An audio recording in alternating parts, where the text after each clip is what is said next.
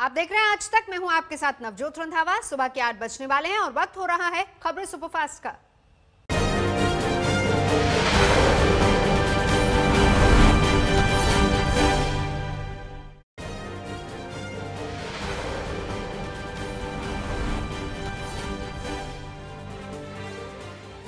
सुशांत सिंह की बहन श्वेता सिंह कीर्ति लगातार सुशांत को न्याय दिलवाने के लिए अमेरिका से आवाज बुलंद कर रही हैं। श्वेता ने आज पहली बार अपने ट्विटर में रिया का नाम लिया। दरअसल रिया के व्हाट्सएप चैट से ड्रग्स कनेक्शन का खुलासा हुआ है। इसी के बाद श्वेता ने आज ट्वीट किया और कहा कि एक आपराधिक मामला है और सीबीआई को तुरंत कार्रवाई करनी चाहिए।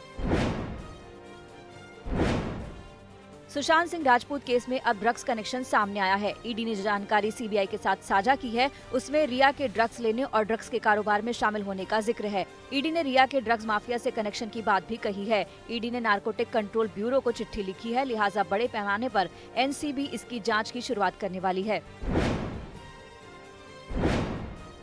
आज तक को रिया की कुछ चैट मिली है जिसमें रिया सैमुअल नाम के शख्स से ड्रग्स लेने की बात कह रही हैं। इस चैट में शौविक का भी जिक्र है और वहीं एक और चैट में रिया किसी को ड्रग्स लेने की सलाह दे रही हैं। रिया का एक और संदेश सामने आया है जिसमें वो किसी से ड्रग्स के बारे में जानकारी ले रही हैं। वहीं रिया के वकील का कहना है कि रिया ड्रग्स नहीं लेती, इसके लिए वो जाँच कराने को भी तैयार है।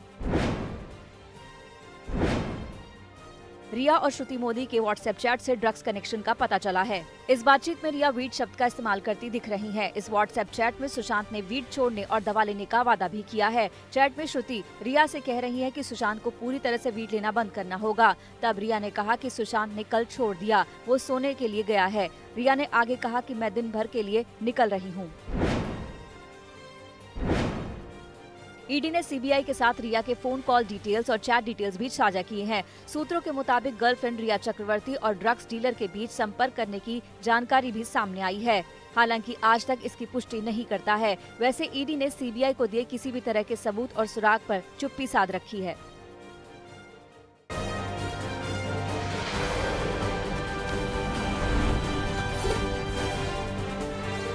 मुंबई में सीबीआई की जांच का आज छठा दिन है, जहां कुछ और लोगों से सीबीआई पूछताछ कर सकती है।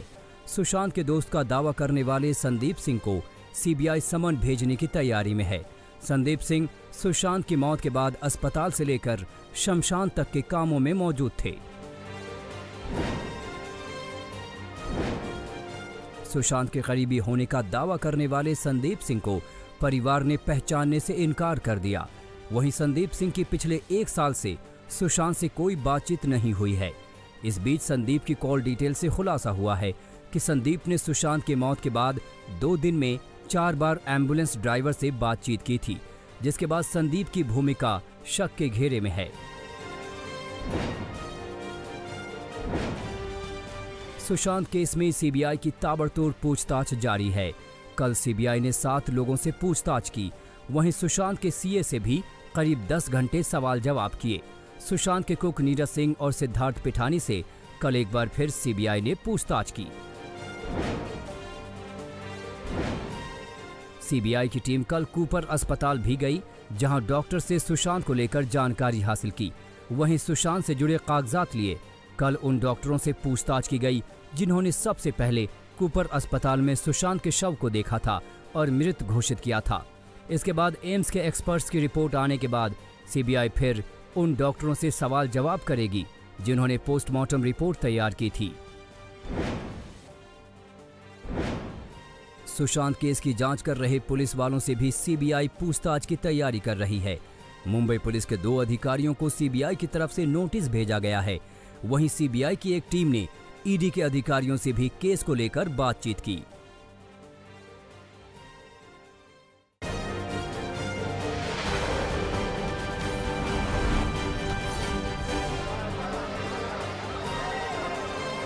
बिहार के अररिया के उदाहाट गांव के समीप अंग्रेजों के जमाने का बना बर्दिया पुल टूटकर बकरा नदी में समा गया। इस हादसे में एक ट्रैक्टर, एक ऑटो समेत 1 दर्जन से अधिक लोगों के नदी में डूबने की बात कही जा रही है। स्थानीय स्तर पर और प्रशासनिक स्तर पर गोताखोर लगातार लोगों का रेस्क्यू कर रहे हैं। अभी तक किसी के मौत की खबर नहीं है। टूटा पुल बहुत पुराना था, उसके बगल से नए पुल का निर्माण भी हो रहा है। घटना को लेकर बड़ी संख्या में ग्रामीणों का जमावड़ा लगा हुआ है।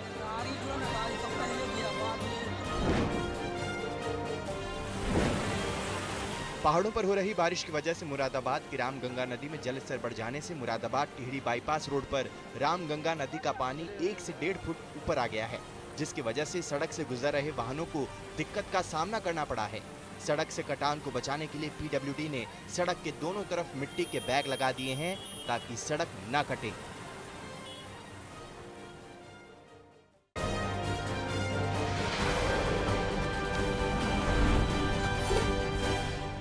सूरत में एक बार फिर मूसलाधार बारिश के बाद हालात खराब हो गए हैं। खाड़ी का पानी फिर शहर में भरने लगा है, जिसके चलते शहर के लिम्बायत, पर्वत पाटिया, पर्वत गांव और सारुली इलाकों में जगह जगह बाढ़ के हालात बन गए हैं। कई रिहायशी इलाकों में भी बाढ़ का पानी भर गया है। एक हफ्ता पहले भी गुजरात में बाढ़ का पानी भरने से लोगों को भारी मुसीबत झेलनी पड़ी थी।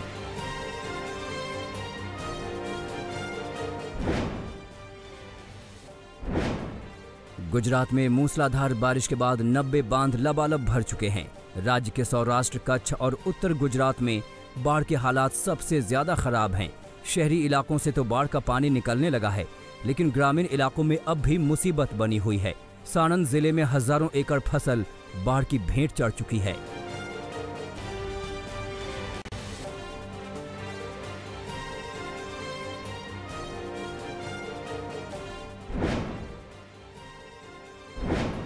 राजकोट में हफ्ते भर की मूसलाधार बारिश के बाद पूरा इलाका समंदर जैसा दिखाई दे रहा है। नदियों में आई उफान से यहां का मशहूर स्वामी नारायण मंदिर भी बाढ़ में डूब गया है।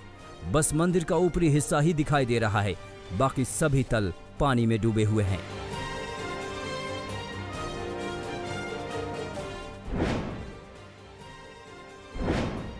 बिहार के गोपालगंज में गंडक नदी का खौफ कम हुआ है, तो अब धमही नदी विकराल रूप धारण कर चुकी है।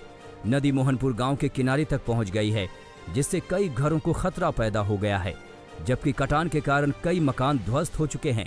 गांव में मंदिर और स्कूल को भी धमही नदी से खतरा पैदा हो गया है।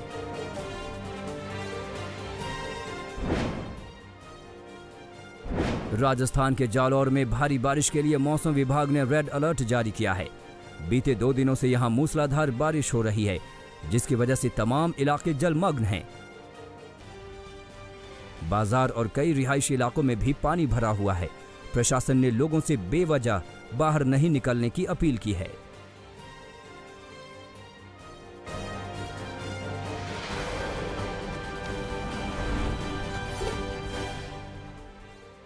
राजस्थान के प्रतापगढ़ में जोरदार बारिश के बाद नदियां सड़क और पुल के ऊपर से बह रही हैं। ऐसे में सड़क पर चलना और पुल को पार करना खतरनाक हो गया है, लेकिन प्रशासन की चेतावनी के बाद भी लोग खतरा मोल लेकर कभी पैदल तो कभी बाइक पर पुल पार कर रहे हैं। यहां बीते 48 घंटे में 10 इंच से ज्यादा बारिश दर्ज की गई है। अभी 1-2 दिन बारिश से राहत मिलने के आसार नहीं हैं। वडोदरा में 4 दिन के बाद फिर मूसलाधार बारिश का दौर शुरू हो गया है। इसकी वजह से फिर नदी नाले उफान पर आ गए हैं। तेज हवाओं के साथ हुई बारिश के चलते बिजली का खंभा एक कार पर आ गिरा, जिससे कार का कचूमर निकल गया। गनीमत रही कि कार पर खंभा गिरने से किसी की जान को नुकसान नहीं हुआ। पहाड़ टूटने की ये खौफनाक तस्वीरें उत्तरकाशी की हैं, जहां कुथनौर बैंड के पास पहाड़ का बड़ा हिस्सा महज 10 सेकंड में टूटकर सड़क पर आ गिरा। हाईवे पर जा रहे एक बाइक सवार ने भागकर अपनी जान बचाई। फिलहाल मलबा हटाने का काम जारी है और यमुनोत्री नेशनल हाईवे पर ट्रैफिक बंद है।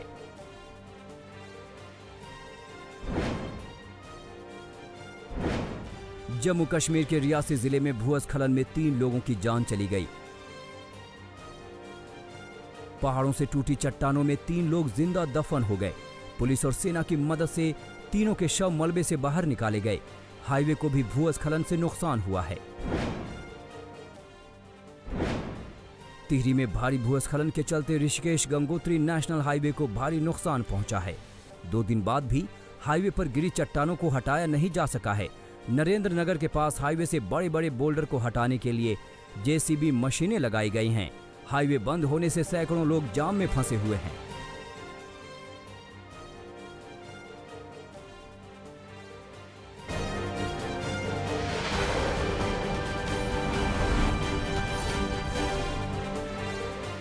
कांग्रेस कार्य समिति की बैठक में हंगामे के बाद गांधी परिवार अब डैमेज कंट्रोल की कवायद में जुट गया है। चिट्ठी लिखने वाले असंतुष्ट धड़े की अगुवाई करने वाले गुलाम नबी आजाद को मनाने के लिए खुद सोनिया गांधी को आगे आना पड़ा है।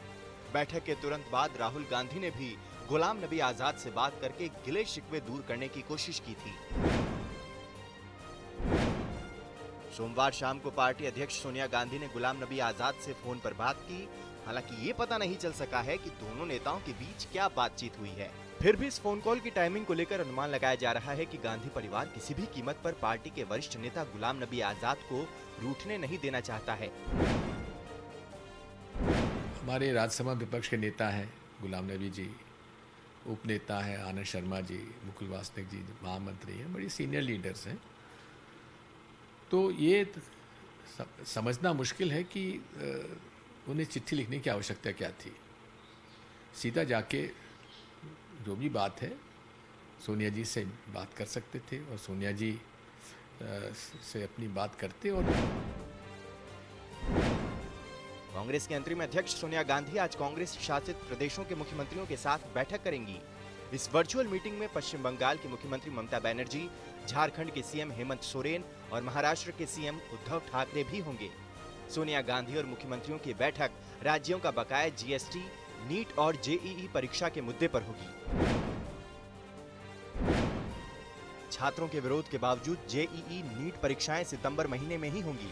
परीक्षा आयोजित करवाने वाली नेशनल टेस्टिंग एजेंसी ने एक प्रेस विज्ञप्ति जारी कर परीक्षाओं का कार्यक्रम बताया है।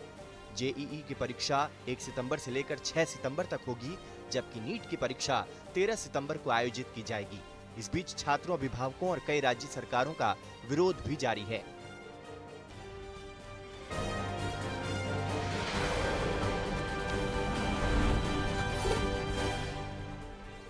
संसद का मॉनसून सत्र 14 सितंबर से शुरू हो सकता है।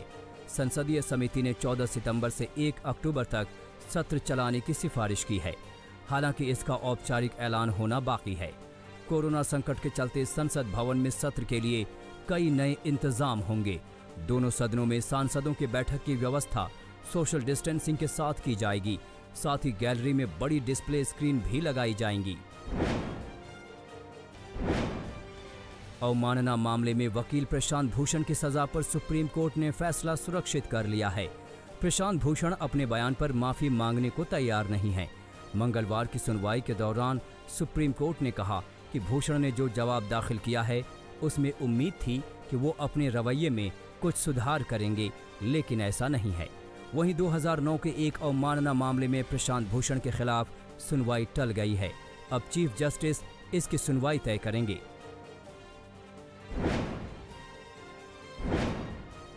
बिहार के सीएम नीतीश कुमार चुनावी बिगुल फूंकने को तैयार हैं। 6 सितंबर को मोबाइल ऐप के जरिए नीतीश कुमार अपनी पहली वर्चुअल रैली करेंगे। माना जा रहा है कि इस ऐप के जरिए नीतीश कुमार बिहार में 1 लाख लोगों के साथ सीधे जुड़ेंगे। जेडीयू ने चुनावों के लिए एक ऐप तैयार किया है। 2 सितंबर को नीतीश इसका उद्घाटन करेंगे। इससे पहले 7 अगस्त को नीतीश की वर्चुअल रैली होने वाली थी, लेकिन कोरोना के चलते इसे टाल दिया गया। आरजेडी के वरिष्ठ नेता रघुवंश प्रसाद सिंह के जेडीयू में शामिल होने की अटकलें तेज हो गईं। रघुवंश प्रसाद जून में ही पार्टी उपाध्यक्ष पद से इस्तीफा दे चुके हैं और इन दिनों पार्टी से नाराज हैं। रघुवंश प्रसाद सिंह को मनाने के लिए रविवार को तेजस्वी यादव ने दिल्ली में उनसे मुलाकात की थी और इस्तीफा वापस लेने की अपील की थी, लेकिन रघुवंश प्रसाद नहीं माने। जेडीयू प्रवक्ता राजीव रंजन के मुताबिक अगर रघुवंश प्रसाद आरजेडी छोड़कर उनकी पार्टी में शामिल होना चाहेंगे तो ये खुशी की बात होगी।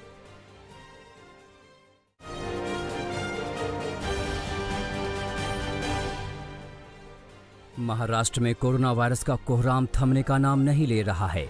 मंगलवार को राज्य में करीब 10,500 नए मरीज सामने आए। इसी के साथ महाराष्ट्र में कुल कोरोना मामले 7 लाख के पार हो गए। वहीं मंगलवार को प्रदेश में 329 मरीजों की मौत हो गई। दक्षिण भारत में भी कोरोना संक्रमण रफ्तार में है। आंध्र प्रदेश में मंगलवार को करीब 10,000 नए मरीज सामने आए।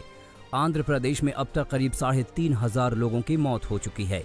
वहीं कर्नाटक में 24 घंटे में 8,000 से ज्यादा मरीज सामने आए हैं, जबकि करीब 150 मौत हो गई। तमिलनाडु में 24 घंटे में करीब 6,000 मामले सामने आए हैं और 100 से ज्यादा मौत हो गई। उत्तर प्रदेश में कोरोना ने फिर से रफ्तार पकड़ ली है। 24 घंटे में यूपी में 5000 से ज्यादा केस सामने आए हैं और 73 मरीजों की मौत हो गई। सबसे ज्यादा 500 मामले लखनऊ में सामने आए हैं। दिल्ली से सटे नोएडा में 90 मरीजों की पुष्टि हुई। नोएडा के कोविड सेंटर में मरीजों को दिए जाने वाले खाने में कीड़े मिलने की शिकायत सामने आई है। एक मरीज ने थाली में कीड़े का वीडियो बनाकर वायरल किया, जिसके बाद डीएम ने जांच का आदेश दिया है। केंद्र शासित प्रदेश पुडुचेरी में कोरोना के मामले बढ़ने के चलते लगातार दूसरे हफ्ते भी कर्फ्यू लागू कर दिया गया है। इस दौरान जरूरी चीजों की दुकानों को छोड़कर बाजार बंद रहेंगे। आवाजाही पर भी पाबंदी है। वहीं पुडुचेरी के कोविड अस्पताल में भर्ती एक मरीज ने मंगलवार को खुदकुशी की कोशिश की, लेकिन अस्पताल स्टाफ ने उसकी जान बचा ली। गाजीपुर के कोविड अस्पताल में आजकल सुरीली महफिल सज रही है। दरअसल मरीजों का तनाव घटाने के लिए डॉक्टरों ने गीत संगीत कार्यक्रम की पहल की है। कोविड सेंटर में भर्ती मरीज अपनी गायकी के जरिए मनोरंजन और तनाव भगाने की कोशिश कर रहे हैं। गणेश उत्सव के मौके पर मुंबई के वाडिया अस्पताल के कैंसर पीड़ित बच्चों ने चॉकलेट के गणपति बनाए थे। मंगलवार को बच्चों और अस्पताल के स्टाफ ने दूध में गणपति का विसर्जन किया और ये दूध सभी बच्चों में बांट दिया गया।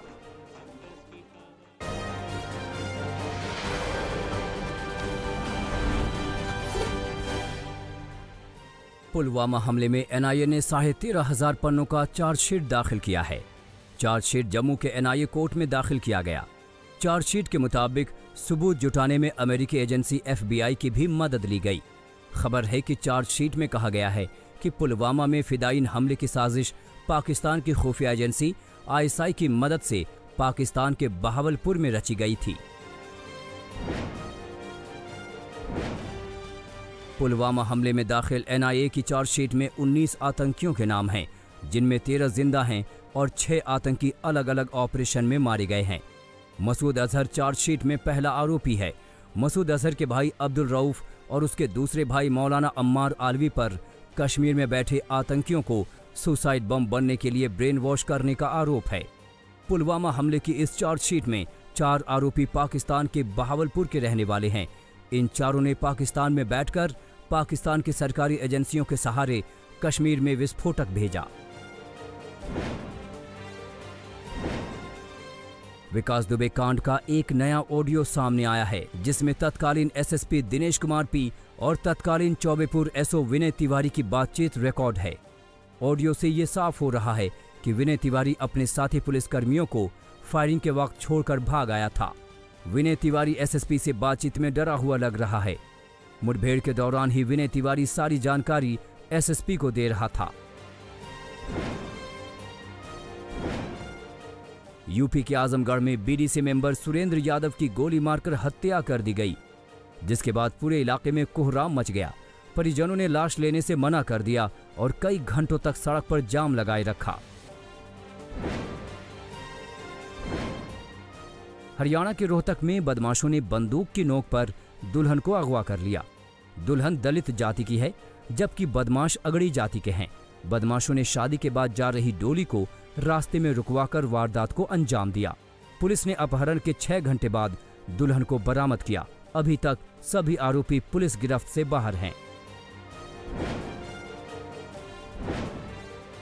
आगरा में तैनात सिपाही ने शराब के नशे में वर्दी की मर्यादा को तार तार कर दिया। शराब के नशे में सिपाही ठेले वालों के पास पहुंचा, उनसे वसूली करने की कोशिश की। ठेले वाले वीडियो बनाने लगे। अपनी इस करतूत को कैमरे में कैद होता देख सिपाही आग बबूला हो गया। उसने ठेले वालों पर सरकारी बंदूक तान दी और गोली मार देने की धमकी दी। दिल्ली से सटे गुरुग्राम में पुलिस ने सिलसिलेवार तरीके से हत्या को अंजाम देने वाले 2 आरोपियों को गिरफ्तार किया है। ये दोनों घर में घुसकर हत्या की वारदात को अंजाम देते थे। दोनों के खिलाफ कई मामले दर्ज हैं।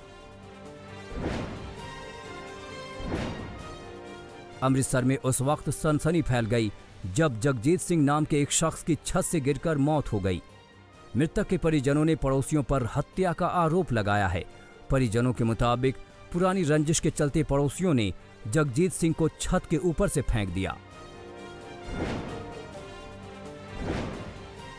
फिरोजाबाद में 2 साल के मासूम बच्ची की हत्या का मामला सामने आया है।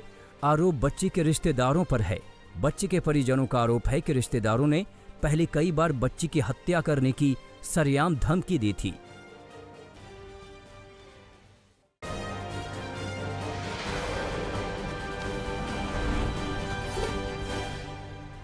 महाराष्ट्र के रायगढ़ में मरने वालों की संख्या 11 हो गई है। मलबे में अब भी कुछ लोगों के दबे होने की आशंका जताई जा रही है। मौके पर मौजूद एनडीआरएफ की टीम अब भी राहत और बचाव के काम में लगी हुई है। सोमवार को रायगढ़ में 5 मंजिला इमारत भर-भरा कर गिर गई थी। बिल्डिंग का निर्माण 2013 में पूरा हुआ था। हादसे के बाद पुलिस ने 5 लोगों पर मामला दर्ज किया है। लखनऊ में एक प्रेमी जोड़ी की लाश मिलने से सनसनी फैल गई। 16 साल के लड़के का शव पेड़ से लटका मिला। एक दिन पहले 18 साल की लड़की की लाश पेड़ से लटकी मिली थी। पुलिस के मुताबिक युवक युवती का करीब 1 साल से अफेयर चल रहा था और रविवार को दोनों अपने घर से फरार हो गए थे। पुलिस को वारदात में हॉरर किलिंग का भी शक है। यूपी के फतेहपुर में जमीनी विवाद में 2 गुटों के बीच हिंसक झड़प हुई। दोनों गुटों के बीच जमकर लाठी डंडे चले। धारदार हथियारों से भी एक दूसरे पर वार किया गया। मारपीट के दौरान कई लोग घायल हुए हैं, जिनमें 2 की हालत नाजुक बताई जा रही है। मारपीट का वीडियो सोशल मीडिया पर वायरल होने के बाद पुलिस एक्शन में है। दिल्ली से सटे गाजियाबाद में जिला मुख्यालय परिसर के बाहर उस समय हड़कंप मच गया जब एक गैंग रेप पीड़िता ने मिट्टी का तेल लेकर पहुंच गई। युवती ने पहले से ही आत्मदाह की चेतावनी दी हुई थी। पुलिस की सतर्कता से युवती को आत्मदाह करने से रोका गया और हिरासत में लिया गया। दिल्ली महिला आयोग ने एक 32 साल की महिला को दिल्ली के त्रिलोकपुरी इलाके से रेस्क्यू किया। महिला को पति ने पिछले कई महीनों से उसी के घर में जंजीरों से बांध रखा था। महिला को मारा पीटा और टॉर्चर किया जाता था। यूपी के रामपुर में बेकाबू रफ्तार बस ने 2 बच्चों की जिंदगी ले ली।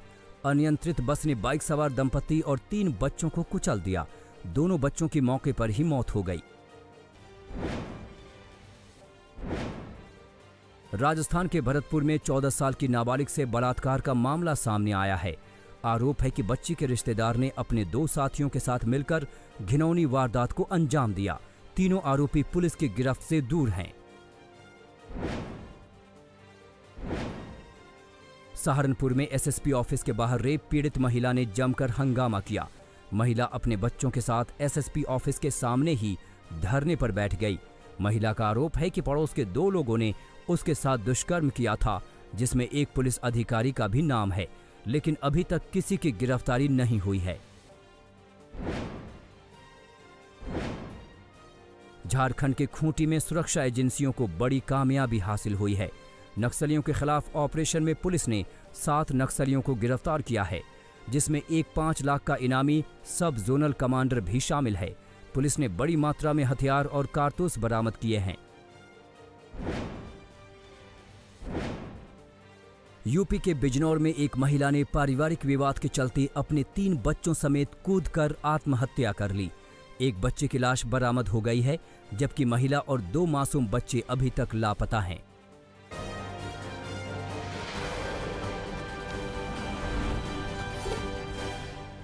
पूर्व अमेरिकी राजदूत निक्की हेली ने अपने अमेरिका में रंग भेद के आरोपों को खारिज किया है।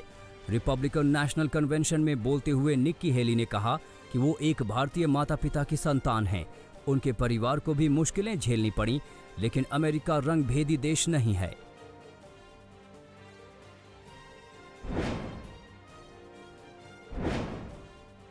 अफगानिस्तान के बलख प्रांत में एक आत्मघाती कार हमले में 3 लोगों की मौत हो गई, जबकि 41 गंभीर रूप से घायल हैं।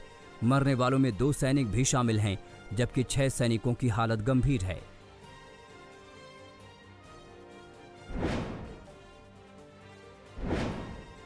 स्पेन में कोरोना संक्रमण के मामले कम होने के बाद स्कूल खोलने की तैयारी है। कैबिनेट की बैठक में सितंबर में स्कूल खोलने का प्लान तैयार किया गया है, लेकिन शिक्षक और अभिभावक संघ स्कूल खोलने के पक्ष में नहीं है। जून के महीने में स्पेन कोरोना से सबसे ज्यादा प्रभावित देशों में से था।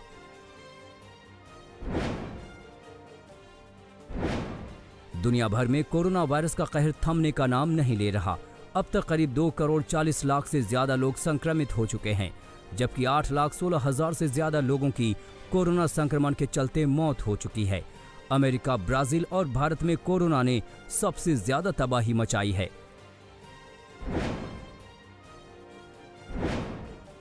स्विट्जरलैंड में सौर ऊर्जा से चलने वाले विमान ने पहली बार उड़ान भरी। विमान ने करीब 5,000 फीट ऊंचाई तक उड़ान भरी। सौर ऊर्जा के भविष्य के लिए ये उड़ान क्रांति मानी जा रही है।